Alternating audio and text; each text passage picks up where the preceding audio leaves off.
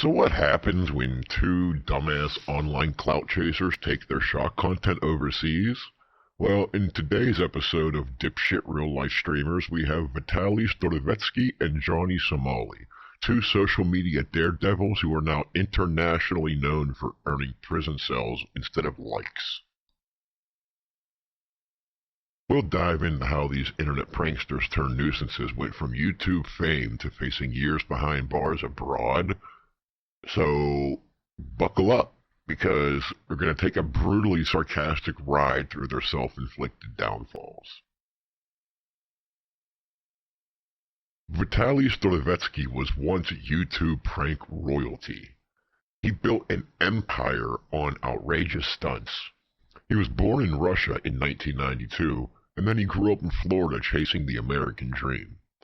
Vitaly launched his YouTube channel, which was called Vitaly ZDTV, in 2011 and shot to fame with viral pranks like the 2012 Miami zombie attack or, fake bomb scare pranks, one of which literally got him arrested. By his mid-20s, Vitaly amassed over 10 million subscribers with content that towed the line between comedy and chaos. Vitaly's early pranks had shock value. Things like pretending to plant explosives, for example, or staging wild public experiments. He even dabbled in Hollywood. He had a very small blink and you might miss it cameo in an adult film at the age of 18. He also co-founded the risque content site Vitaly Uncensored. His brand was outrageous but supposedly harmless. Well, supposedly. Over time, Vitaly's stunts got bigger and riskier. He infamously streaked the field during the 2014 World Cup final in Brazil, earning himself a brief stay in the Brazilian jail. He also climbed Egypt's pyramid in 2020, which earned him a 5-day stay in an Egyptian jail. And in a disturbing 2020 incident, Vitaly was arrested in Miami, Florida for assaulting a random jogger in an unprovoked attack. He tackled and punched a woman he had never met before. Vitaly's content had shifted from cheeky pranks to shock for shock's sake. Many former fans felt he'd lost his comedic touch and was spiraling into desperation for content. But even that fall from grace didn't prepare anyone for his last chapter, a live-streamed rampage in the Philippines that turned this prankster into an alleged criminal on foreign soil. On the other corner, we have Johnny Somali, whose real name is Ramzi Khalid Ishmael. He's an American IRL streamer who seemingly woke up one day and thought, how can I offend an entire continent? Originally hailing from Arizona, Johnny pivoted from a short-lived stint in college studying finance to a live streaming career in mid-2023. Claiming Somali and Ethiopian heritage but raised in the US, he started on Twitch targeting American audiences up until he got banned for obvious reasons which will soon become more clear. So he jumped to any platform that would have him. Kick, Rumble, YouTube, you name it, and he set his sights abroad when US viewers didn't bite. Johnny found his calling wandering around East Asia with a selfie stick, provoking locals on stream for shock value. By late 2023, he had made a name, or rather, infamy for himself in countries like Japan, Thailand, and South Korea with a brand of content best described as culturally insensitive trolling. Think like harassing Japanese people by shouting World War II references, for example, or blasting offensive noises in public, all while grinning at the camera. The strategy did get him attention, although it's the attention as the internet's most hated tourist. So Johnny's IRL streams quickly devolved into a catalog of racist, disruptive antics. To list a few greatest hits, he poured baby oil on a historical statue in Seoul while shirtless, mocking its significance. He played North Korean propaganda music on a public bus in Seoul, which freaked out the passengers. He even posted an AI deepfake porno video of a popular Korean streamer, of course without her consent, because apparently nothing is off limits to Johnny Somali. If this all sounds insanely tone deaf, it was. Johnny basically speed ran the process of becoming public enemy number one in multiple countries at once. Now, on to the meat of Vitaly's meltdown. In April 2025, Vitaly decided it would be hilarious to film a live stream titled Vitaly Disturbing the Peace in the Philippines. And disturb the peace he did. Vitaly went on a rampage harassing random Filipinos on camera. He reportedly accosted an elderly woman for laughs, and then moved on to verbally abusing a windsurfing instructor in Boracay with vulgar sexual taunts. Because, hey, nothing says comedy like bullying locals just trying to do their jobs and earn a living. When one woman refused his obnoxious advances, he even joked that he'd rob her. Yes, on a public live stream. Pro tip to all potential live streamers: if you're going to announce your intent to commit a crime or to mug someone or commit a felony on camera, don't be shocked when the video goes viral for all the wrong reasons. Filipino authorities, the internet, pretty much nobody was amused. After viewers and outraged locals flooded Filipino officials with complaints, police tracked Vitaly down to his hotel in Pasay City and arrested him on April 13th. He was slapped with multiple charges under Philippine law, including unjust vexation, alarm and scandal, and attempted theft. In simpler terms, he's basically being charged with being an absolute public menace and trying to steal or at least scare people into thinking that he's stealing. The Philippines Bureau of Immigration even labeled him an undesirable foreign national, which is a very polite legal way of saying get the fuck out of my country and don't come back. But here's the kicker. Instead of deporting him immediately, the authorities said nope, he's going to face trial here. They literally put his deportation on hold so he could be held accountable under Filipino law. The Interior Secretary made it clear that Vitaly will not be getting off easy. So what's next for Vitaly? Well, he's currently stuck in a detention facility in the Philippines, and he's awaiting trial. And here's the thing. Philippine justice system is not very swift. Officials expect that he could sit behind bars for 2 to 3 years just waiting for a trial. And if he's convicted on all counts, he faces up to a potential 24-year prison sentence in the Philippines. Yes, you heard that correctly. 24 years, as in 2 decades in a foreign prison, all for the sake of clickbait bullshit. I don't think there's a better way to describe the concept of a prank gone wrong. The public response in the Philippines was pure outrage. A petition quickly launched urging social media platforms to ban Vitaly for cyberbullying, and it gained thousands of signatures within a couple days.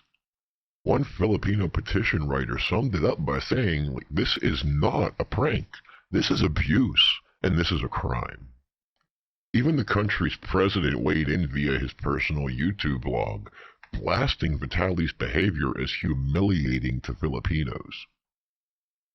Marcos, the president of the Philippines, joked on camera, saying Vitaly is crazy, he isn't Filipino, can I curse at him? Before seriously warning that the Philippines will not tolerate foreign influencers who exploit Filipino hospitality for clout. When the president himself is effectively calling you an idiot, in proper presidential language of course, you know you've epically screwed up. 24 years in a Manila prison for YouTube likes. I mean, was it worth it, bro? We'll just leave that thought hanging as we move to our next contestant in this international shit show. Now, if you think Vitaly's story is bad, allow me to introduce Johnny Somali and his South Korean adventure. It's a true masterclass in how to get an entire nation to loathe everything about you. Johnny spent months live streaming himself being an absolute pest in Seoul, as if attempting to single-handedly ruin the reputation of American tourists everywhere. His grand finale? Committing a series of stunts so offensive that the Seoul Korean authorities said, "Yeah, you're going to jail, buddy." Let's recap how Johnny went from irritating streamer to criminal defendant abroad. With level 9,000 trolling abilities, Johnny's time in Korea was basically a one-man shit show of obnoxious behavior. He wandered the streets of Seoul hurling racially charged insults and doing things that range from dumb to downright disgusting. Remember that AI deepfake adult video of the Korean streamer we mentioned? That wasn't just a bad joke. South Korean law saw it as a form of a sexual crime because, well, it is. And Johnny made things even worse by letting sexually explicit text-to-speech donations play out loud in a family amusement park with kids around. Yes, he literally broadcast lewd messages in earshot of children at a Disneyland-like park, earning himself a shiny child sexual harassment charge on top of everything else. I mean, at this point, you'd have to wonder if he had a checklist titled How to Get Arrested in Record Time. South Korea's tolerance for this kind of nonsense is understandably low. Johnny was first arrested in Seoul in November 2023 after a video of him kissing a statue honoring wartime sexual violence victims went viral. Yes, he actually thought it was funny to make out with a memorial dedicated to victims of abuse. That stunt sparked nationwide outrage, and it was just the beginning. Authorities hit him with charges like obstruction of business for disrupting public areas and businesses, for violating the Minor Offenses Act, a catch-all for petty crimes, and later tacked on breaches of the Special Act on Sexual Violence once his deepfake and theme park antics came to light. By early 2024, the case against Johnny was like the greatest hits list of how to violate every rule of decency in a foreign country. South Korean prosecutors even delayed his court hearings to add new charges as more of his shenanigans came to light. In total, he's facing multiple counts, and at least one of them carries a mandatory prison term with no option for a fine, meaning he is definitely doing time if convicted. And true to form, Johnny turned his court appearances into a circus too. In one hearing in March of 2025, he showed up drunk and wearing a MAGA hat, as if cosplaying the caricature of an obnoxious American would somehow endear him to a Korean judge. Spoiler alert, it didn't. By his first formal trial hearing, he finally sobered up enough to plead guilty to all charges, likely realizing that the evidence against him was as overwhelming as the dislike for him. Smart move, given video proof was all over the internet.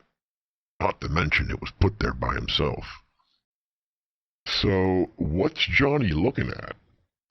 South Korea doesn't play around. That deepfake charge alone could mean 7 years in prison. Add the other charges, and he's probably facing a multi-year sentence. The exact number will be determined at his sentencing, which is currently scheduled for May 16th of 2025. After that, expect him to be deported and banned from South Korea for life.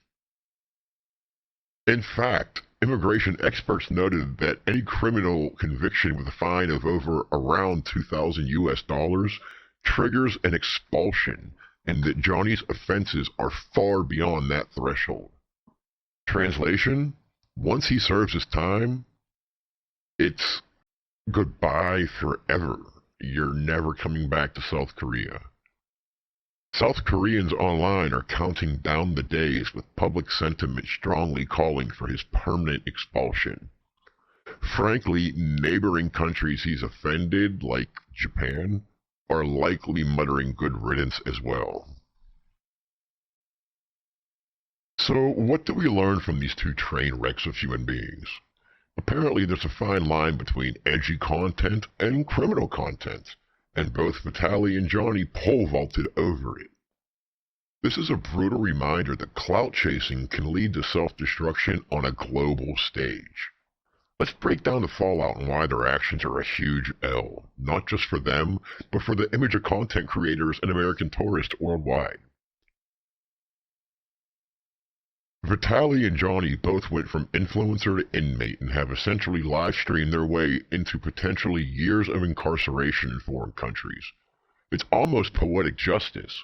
They wanted international fame, and now they're internationally famous. Instead of flexing with YouTube plaques, they might be flexing with prison uniforms. Vitaly is stewing in a crowded Manila detention cell where summer temperatures can reach as much as 122 degrees Fahrenheit.